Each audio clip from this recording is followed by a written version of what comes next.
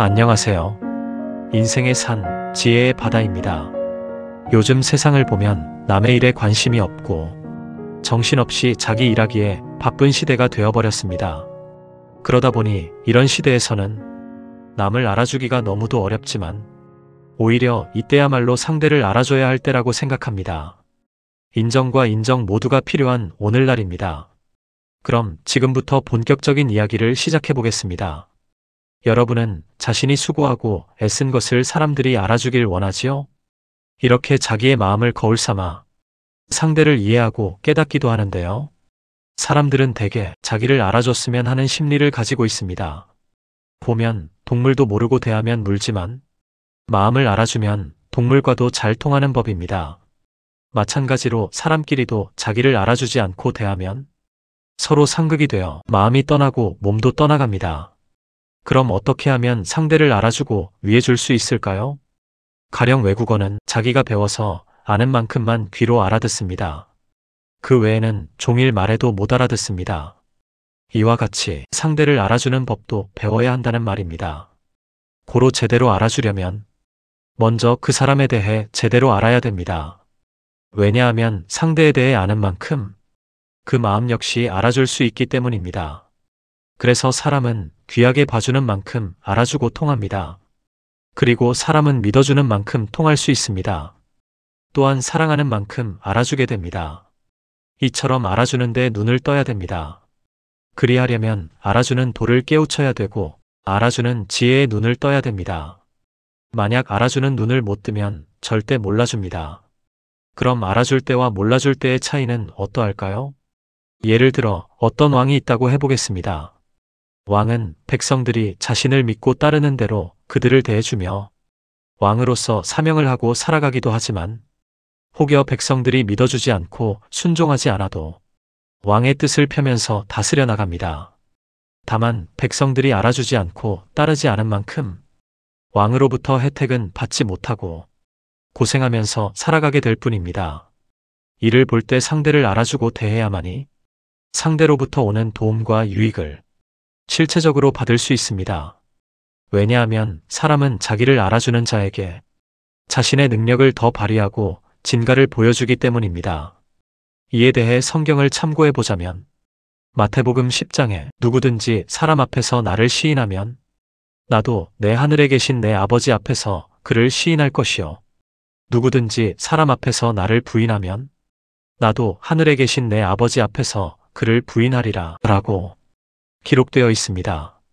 종으로서 하나님을 섬겼던 구약시대에서 벗어나 자녀로서 하나님을 믿고 따를 수 있도록 메시아 예수님이 오셨으나 사람들이 믿고 좇지 않았습니다. 게다가 예수님은 고향인 나사렛에서도 많은 핍박을 받았습니다. 그래서 예수님은 더 이상 고향에 가지 않으시고 능력과 표적도 행하지 않으셨습니다. 그 결과 구약 유대인들은 예수님을 맞지 못함으로 인해 영원토록 손해를 입고 말았습니다.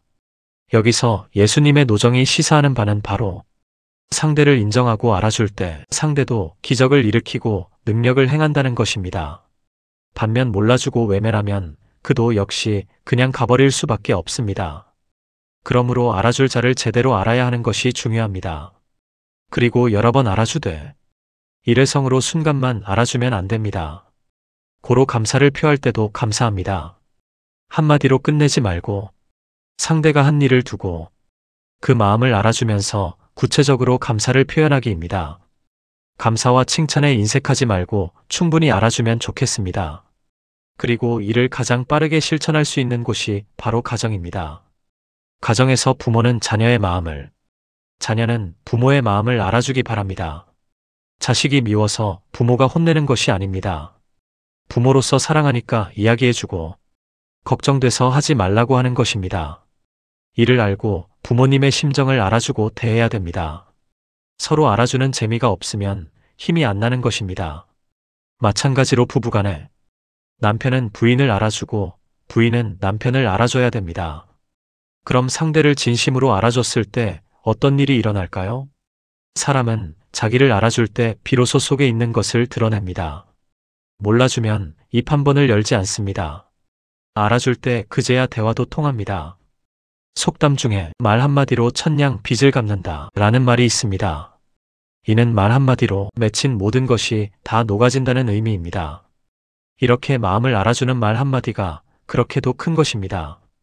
그리고 무엇보다 알아준다는 것은 그 사람이 하는 일을 알아준다는 것도 있지만 서로의 관계가 제대로 시작된다는 뜻이기도 합니다. 즉 상대의 마음과 그가 한 일을 알아줌으로 인해 자기 자신이 행한 일과 자기의 마음과 심정도 상대로부터 인정받기 시작하는 것입니다. 그럼 그때부터 서로가 같이 행할 수 있습니다. 왜냐하면 서로 심정을 맞춰 나가기 때문입니다. 역시 심정을 알아주는 자가 최고의 사람입니다. 여러분 이처럼 알아줘야 유익이요, 보람이요, 행복이니 알아주는 것을 잊지 마시기 바랍니다. 그럼 마지막으로 한 가지 일화를 말씀드리고 매듭 짓겠습니다. 한 수석협회 회장님이 계셨는데 척박하고 황무지였던 당신의 고향 땅을 수만 평의 자연휴양림으로 개발해서 무료로 개방을 해줬습니다. 그러면서 마음 두고 갈 곳 없는 자들의 고향으로 삼아도 좋고 언제든 편히 쉼을 얻고 갈 수 있는 별장으로도 쓰라고 내줬습니다. 그 후 이곳이 한 해에도 수만 명씩 방문하는 명승지가 되었다고 합니다. 다음은 회장님의 말씀입니다.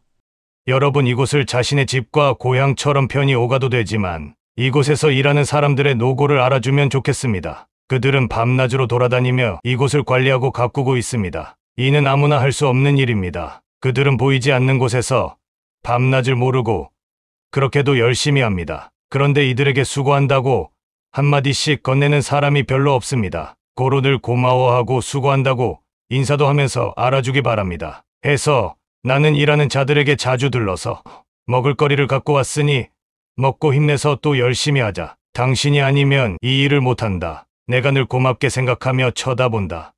라고 알아주며 격려해 줍니다. 그리고 화장실도 보면 늘 청소가 잘 되어 있으니 원래 늘 깨끗한 줄 압니다. 그냥 깨끗한 것이 아닙니다. 매일 성실하게 청소하고 살피는 자들이 있어서 그러한 것입니다. 또 주차장도 보면 요즘에는 교통체증 없이 차가 원활하게 잘 빠져나간다고 합니다. 허나 이건 역시 그냥 그렇게 된 것이 아닙니다. 수많은 방문객들이 불편하지 않도록 주차 문제를 해결하고자 노력해서 지금 같은 질서를 갖춘 것입니다. 흔히 버스 100대, 150대가 와도 순탄하게 모두 1시간 내로 빠져나갈 수 있습니다. 이러한 것도 모두 알아줘야 됩니다. 혼잣말로 잘한다고 100마디 하는 것은 소용이 없습니다. 가서 한마디라도 수고함을 알아주는 것이 큽니다. 이와 같이 세상에는 빚도 없이 얼굴도 내밀지 않고 묵묵히 일하는 자들이 많이 있습니다. 이런 그들이 수고하고 애써서 오늘날 이만큼을 이루며 살게 되었습니다. 고로 수고가 헛되지 않게 이들을 서로 알아주고 서로 칭찬도 해주며 서로 하나 돼서 가기를 바랍니다. 또 수석협회장이면서 국제예술협회장을 역임하시는 이 회장님은 예술의 장을 기획하고 준비하는 것을 보면 공연진들은 무대에 3분, 5분 잠깐 서지만 그 무대를 위해 한 달, 2달 전부터 연습에 매진합니다. 정말 오랫동안 연습을 합니다. 그런데 그것도 모르고 어떤 사람은 순서가 많다고 직전에 빼버리기도 합니다. 몰라서 그리합니다. 이들이 무대 아래에서 노력하고 준비한 것도 알아줘야 합니다. 결국 모르면 알아줄 수 없고 알아야 알아줄 수 있습니다. 라고 말씀하셨습니다. 마무리하겠습니다. 여러분 이제는 알아줘야 할 때가 왔습니다. 그러니 먼저 시작해 보십시오. 설령 처음에는 나의 정성과 애씀을 몰라준다 할지라도 후에는 알아주는 날이 올 것입니다. 그러므로 늘 서로를 위해주고 섬겨주고 행한 것도 알아주면서 살아가는 모든 분들이 되시길 바랍니다. 이상 인생의 산, 지혜의 바다였습니다. 감사합니다.